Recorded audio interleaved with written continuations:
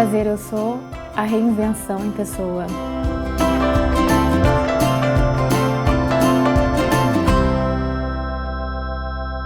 Bruna Malaquias é jornalista, mora aqui em São Paulo, mas já morou em vários lugares do Brasil. E ela veio conversar aqui com a gente hoje porque, na minha opinião, ela representa um grupo de mulheres que eu vejo aqui em São Paulo atuando de uma maneira muito corajosa e que me intriga bastante. Obrigada por ter vindo. Eu que agradeço. Você se identifica como fazendo parte de um grupo de mulheres que estão assim, começando a sacudir essa cidade? Sacudindo politicamente, né? Isso.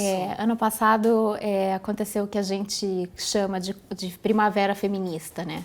Foi desencadeado um processo de um levante feminista no Brasil e isso começou desde que foi aprovada, isso foi no dia 9 de março do ano passado, de 2015, que foi aprovada a lei do feminicídio, que qualifica a morte, o assassinato de mulheres pela questão de gênero, né? Pelo fato de elas serem mulheres. Então, houve uma qualificação dessa pena, né? E aí, ano passado, com esse movimento, eu faço parte de um movimento que chama Partida. O que é o movimento? A Partida, ela tem como ideia, é um movimento que funciona como partido, a fim de impulsionar mulheres para a ocupação da política institucional partidária, para a ocupação do governo. Então a gente ficou muito nessa discussão e é uma discussão que permeia a partida, se a gente vai se tornar um partido ou não. E, enfim, tomou o Brasil ano passado, né? Várias cidades, eu sou inclusive uma das articuladoras. A gente começou a fazer reuniões, a juntar mulheres feministas e começou a ter uma aderência incrível de várias gerações. Isso que eu ia perguntar, várias gerações? Várias gerações. Então tinha assim, uma menina com 18 anos, com, sei lá, 16 anos, falando que fazia parte de um grêmio na escola, que estava fazendo manifestações e recolhendo assinaturas para poder usar short na aula, até uma feminista que nos anos 80 lutou pela legalização, pela descriminalização, porque na verdade o aborto é legal, ele existe, né? Ele é praticado, pela descriminalização do aborto na época da ditadura militar. Então, assim, todas essas mulheres se entendendo. Todas as mulheres, assim, falando a mesma língua, né? Então, e você nota isso que eu noto? Que tem que essa geração, a sua, a geração mais nova e tal, estão vindo com muito poder. Estão vindo com muita clareza, né? Estão vindo assim com muita coragem, né? Com muita... Estão vindo para valer. Eu tô achando isso incrível também, porque eu tô com 27 anos, mas assim, com 18 anos eu não tinha essa consciência, né? Eu não fazia ideia do que era ser mulher, do que era socialmente em todos os âmbitos. E a gente pode destrinchar... Como assim? Eu não fazia ideia de como não fazia ideia do que era, por exemplo, eu cresci vendo meu pai bater na minha mãe, e para mim aquilo era assim, acontecia, era assim. Eu já apanhei do meu pai porque com o único argumento de ser lésbica. Então assim, isso não é normal, né? E aí o movimento feminista me ajudou a entender que a politização, que é o que a gente chama no movimento social, de você se compreender enquanto um sujeito político, sendo mulher, e o que significa ser mulher, significa a gente ir para a vida, né? Desde o momento que você acorda, que você olha no espelho, você vê que você precisa fazer a sobrancelha, que você está com cólica porque você está menstruada e que você precisa ir embora para casa num determinado momento, você não pode chegar muito tarde porque você está sozinha na rua e você, por mais que você não tenha alguma coisa de valor, mas você é mulher, você tem o seu corpo que pode ser violado e violentado a qualquer momento, mesmo que você não queira, que você, né? Isso é uma coisa que só a gente sabe, né, Bruna? É uma coisa que a gente vive andar com no medo cotidiano. Na rua só por você ser mulher. Às vezes eu venho à noite para casa, eu vejo mulheres andando assim, às vezes duas agarradinhas, às vezes eu tenho vontade de parar e falar, vem cá, vou te dar uma carona, porque você ter medo de andar na rua só porque você é mulher é uma coisa que é triste demais da conta, é violento demais da conta. Ontem eu desci do ônibus à noite, cheguei em casa tipo 8 horas, não, acho que eram umas 10 horas. Da noite? Da noite, uma menina desceu junto comigo e eu tinha acabado de lembrar que eu estava numa livraria pouco tempo antes, assim, e eu vi um livro lá de um coletivo feminista que tem em São Paulo, que chama Vamos Juntas, que aí partiu dessa ideia mesmo, quando uma mulher encontra outra à noite, vamos juntas, amiga, estamos juntas, aqui é a sororidade, que é o que se chama... um termo, né, cunhado pelo movimento feminista, que é a solidariedade da mulher para com a outra, né, a coisa da irmandade. Então é isso, né? Vamos juntas, vamos entender que a gente está no mesmo barco, né? Tem uma rede articulada, né? Ai, que ótimo, Tem uma rede, Bruna. são vários coletivos. Mas assim, é muito pequeno ainda. Eu vejo que são sempre as mesmas pessoas. Todas as vezes que tinha manifestação, então com aquela PEC lá do Eduardo Cunha no passado, então eu estava na rua, 8 de março a gente estava na rua, e aí eu sempre via as mesmas Sempre pessoas, as mesmas caras. Então, por isso que a gente também, tá aqui. mas também falta, assim, eu percebi em pouco tempo de, que a gente chama de militância política, a gente ainda falando para as mesmas pessoas dentro do que eu chamo de bolha, né? Ou seja, há muito a ser feito. E a gente precisa também, uma coisa que eu percebi muito, assim, nesse pouco tempo também nos movimentos sociais, que esse narcisismo das pequenas diferenças, né? As pessoas querendo dizer que uma opressão é pior que a outra, né? E aí, isso é tão nocivo. E aí tem uma feminista negra que é incrível, que ela fala... É a Audre Lorde, que ela fala, não existe, tem um texto, né, que é super conhecido, as pessoas da militância sempre falam desse texto. Não existe hierarquia de opressão, né? Então, por exemplo, eu sou uma mulher, eu luto porque eu sou mulher e porque eu sou lésbica também, né? Aí tem uma mulher que é negra e lésbica, ela luta porque ela é negra, lésbica, porque ela é mulher e porque, sei lá, ela é gorda. Não tem hierarquia, tá todo mundo junto. Então vamos, assim, entender que a gente precisa, enquanto a gente ficar ainda discutindo qual opressão é pior, a gente não avança. A gente está marcando passo. A gente não avança. Mas o que me chama a atenção, Bruna, assim, que de maneira geral, vocês são muito jovens. Na faixa dos 30, você tem 27 anos. Então, muito jovens, muito bem informadas, muito objetivas, muito duras nas suas convicções, duras no sentido de saber o que está falando, onde quer chegar, e muito femininas. Né? Aí que tá. Isso, aí que eu queria chegar. Tem muitas coisinhas aí que você falou que a gente pode parar para problematizar, né? Todas elas, então. Vamos lá. Porque assim, eu como faço parte de uma outra geração, me identifico em muitas coisas e outras eu tenho dificuldade de entender. Então, por isso que eu te chamei. Eu falei, eu vou ter uma aula junto com todo mundo que acompanha o vídeo. Então, de tudo que eu te falei, vai pensando o que você acha interessante a gente destrinchar. O que isso significa, ser feminina? Então, vamos lá. Até que ponto isso é importante? Até que ponto isso me define ou me limita ou me impossibilita de ser alguma outra coisa? Eu não estou falando desse feminino que a gente compra, esse feminino que a gente é obrigada a entender, a ser, a desempenhar, mas o feminino como característica mesmo.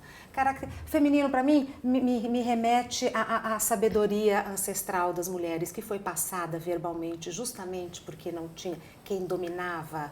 Né, o conhecimento formal era o homem. Você fala que é um bem imaterial, né? É um bem imaterial. Não é um brinco que vai te tornar mais feminina. E que a gente passa uma para outra. Mas eu acho que isso é uma coisa que os homens, eu acho não, é certeza, os homens têm que aprender com a gente, porque a opressão de gênero, ela faz mal tanto para as mulheres como para os homens também. Porque tem aquela história de que homem não chora, o homem tem que bancar aquela figura. Eu acho que deve ser um saco, né? Bancar o machão. Eu, às vezes, gente, eu não banco a mulher, nunca banco.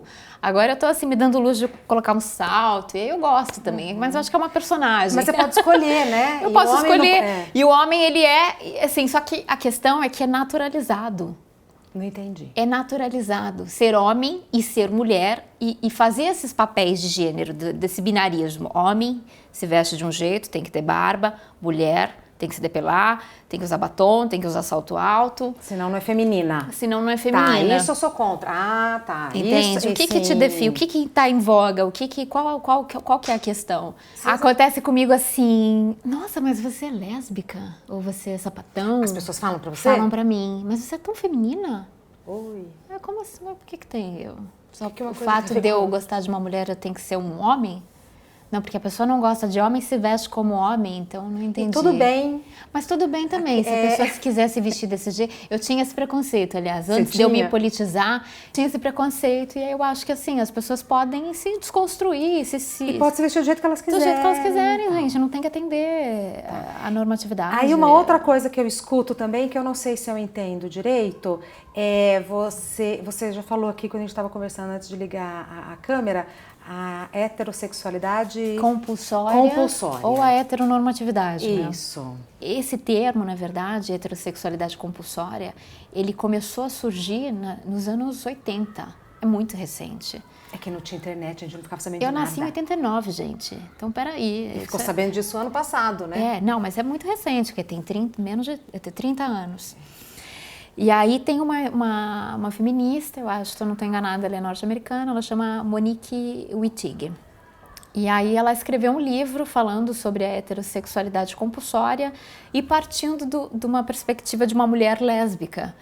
Porque além das lésbicas serem invisibilizadas e fetichizadas, né, porque tem essa coisa do fetiche, duas mulheres não podem se amar e viver uma experiência de vida juntas e ter uma parceria, uma cumplicidade, enfim, um casamento e tal. E aí ela fala uma coisa incrível, que a heterossexualidade... compulsória? Não, a heterossexualidade mesmo, ela não é uma orientação sexual. Ela é um regime político que tem como objetivo controlar as mulheres, né? Porque uma mulher, ela é o quê? Ela é... Quando nasce mulher, já tem um quarto rosa, aquela história toda que você já deve ter escutado falar. Sim. E ela é... O que se espera de uma mulher? Que ela case, que ela tenha filhos, que ela seja uma lady, que ela use e que salto, ela sirva ao marido. Então, quando uma mulher lésbica, ela se declara lésbica para essa escritora, para essa feminista, intelectual e tal, a Monique, ela fala que ela rompe com essa lógica. Então, ela não é uma mulher, porque ela não é construída. Ela não vai ter um marido, ela não vai entrar nesse jogo de dominação no qual ela vai ser um ser servil e subalterno.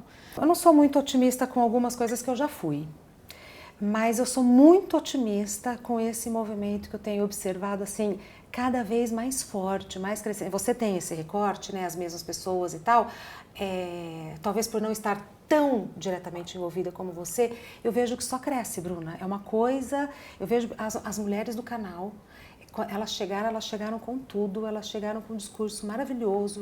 Então, assim, me arrepia até. Eu sinto que é um movimento, sem volta. É sem volta, tá vindo para valer. Assim, quem não percebeu, vai tomar um sacode. Porque tá vindo para valer. Mas eu acho que a gente não pode estagnar, né? Nunca. Agora, nessa consciência, Nunca. E eu acho que o que a gente precisa fazer é descer. Eu falei esses dias dos grupos vários de WhatsApp que a gente tem aí na vida, né? Então, assim, a gente tem que descer alguns degraus e dialogar com essas pessoas que não têm ideia do que estão acontecendo. Exatamente. Em 2014, cerca de 5 mil mulheres foram assassinadas por serem mulheres. Pois é. Assim, estupro, a gente teve aquela questão várias questões. Da cultura do estupro, são muitas opressões, muitas violências do campo do físico, do simbólico e tal, né? Fora os A cada 11 minutos uma mulher é estuprada e isso a gente não pode, assim, achar que tá tudo bem. Exato. Né? Estamos aqui, tá tudo certo, né? A gente pode ser uma só delas, nessa nossa conversa, algumas mulheres já foram estupradas. Então é por essas mulheres que a gente tem que entrar nesse campo de batalha. A luta é por direitos iguais? A luta pelo quê? Porque eu acho, assim, muito emblemática essa equidade pergunta. de gênero, né? Eu acho que o feminismo, na verdade, ele já nasce com essa questão, né? Da gente perguntar por que a gente não pode, por que a gente tem que casar ou por que a gente não está lá representada na política. É um porquê, é uma teoria política e filosófica ao mesmo tempo que nos pergunta, né? Equidade de gênero. A gente não quer ser superior. A gente quer, se a gente conseguir a equidade de gênero, a gente está bem. Então, direitos iguais no dia a dia, nos salários e nas obrigações. Claro, porque, não é? E na vida doméstica, E na vida doméstica. Então, aposentadoria, idade... O que você acha? Só para concluir, você tem opinião sobre a idade de aposentadoria ser diferente para homem ou para mulher? Porque eu acho muito controverso, de verdade. Eu acho controverso também, Regina. Muito controverso. Porque as mulheres têm dupla jornada. Isso é super negligenciado, né? Porque essa obrigação, ela recai sobre as mulheres, assim, historicamente. Então, assim, lavar a cueca do marido, fazer comida. Peraí, né? Vamos falar sobre ser superior ou igualdade de gênero, se a gente tem, né? Muito a ser discutido, não, Bruna? Muito a ser discutido. Uma aula. Foi uma aula, eu continuo com muitas dúvidas, mas muitas outras foram respondidas aqui. Agradeço demais você ter vindo. É uma conversa infindável, né? Mas o gostoso é isso, porque a gente... Porque São muitos parênteses que a gente acaba abrindo e não fecha. Não, e a cada coisa que eu entendo, me abre janelas para outras reflexões. Né? Então, e eu acho que isso é uma troca. Mas isso que eu acho que é legal, né, no feminismo, porque a gente está se perguntando o tempo inteiro, isso. né? A gente acaba desconstruindo. Por isso que a gente precisa abrir sempre esse diálogo e fazer esse importante trabalho que você está fazendo agora, que é abrir esse canal, esse canal literalmente, né? Esse canal de reflexão. Esse canal de reflexão, Agatha. Oi. Bom, então você vai fazer uma pergunta para mim e aí eu aproveito e peço para você que se inscreva no canal, comente, compartilhe o vídeo, dê like e se você quiser mandar pergunta para mim e para a Bruna, fique à vontade. O mais legal é a gente estar sempre em contato, assim como a Agatha está em contato íntimo com a Bruna. Agatha, apaixonou! Pode. Agatha, você é feminista, a gente já sabe. É a pergunta, né? Sim. Eu queria saber quantas vezes você já se pensou, já se questionou sobre a sua tão convicta heterossexualidade. Minha filha, muitas vezes, porque é isso, eu sou de uma geração que assim não tinha, apesar de sempre ter amigos gays, eu nunca tive, para mim isso nunca foi uma questão, mas eu sempre soube que eu nunca precisei me descobrir, eu sempre soube que eu gostava do sexo oposto. Porém, de uns tempos para cá, eu fico pensando, quantas mulheres que são assim como eu, porque sentem, que sabem o que gostam e sentem o que gostam, e quantas outras que não se permitem pensarem, e se eu não gostar só disso? Então eu venho pensando muito, e o que eu acho que vale, e o que eu acho que vale para fora, vale para dentro, as perguntas que eu faço para você, eu também faço para mim, eu fiquei perguntando, será que realmente isso é tão convicto ou será que foi tão introjetado que eu não consigo? Então eu não sei, o que eu posso te dizer é o seguinte, nunca senti atração, nunca senti vontade de um relacionamento sexual com outra mulher, apesar de gostar muito da companhia, a identificação é outro tipo de relação em todos os níveis. E eu tenho uma filha mulher e que a gente conversa muito sobre todas as coisas e tal, e eu vejo como é gostoso conversar com mulher, é diferente, né? É diferente, não sei. Talvez eu esteja sendo preconceituosa com os homens e tal, mas é diferente. Mas essa questão da heterossexualidade, eu fico pensando muito, né? Assim, até que ponto a gente tá deixando de questionar, fico pensando nisso. Mas é isso, obrigada, foi ótimo. O vinho ajudou aqui. Né? Sempre ajuda. Mas assim, eu vou embora. Então assim, o tempo que eu tô aqui não pode ser em vão. Né? Eu sei que a hora que eu aprender tudo que eu tiver aprendido, eu vou embora. Então assim, que eu use esse tempo com responsabilidade. Né, para aprender, muito mais do que ensinar, para aprender. Isso para mim é tão... E não se violentando, né? Isso é importante. E ainda assim a gente se violenta. Ainda assim, né, a gente se violenta, se boicota, toma decisões erradas. Então, o tempo todo me questionando. Você está com 27? Se prepare quando você tiver uns 10 anos a mais. A gente vai ficando ainda mais audaciosa. É a análise e o tempo, né, amiga? É a coragem.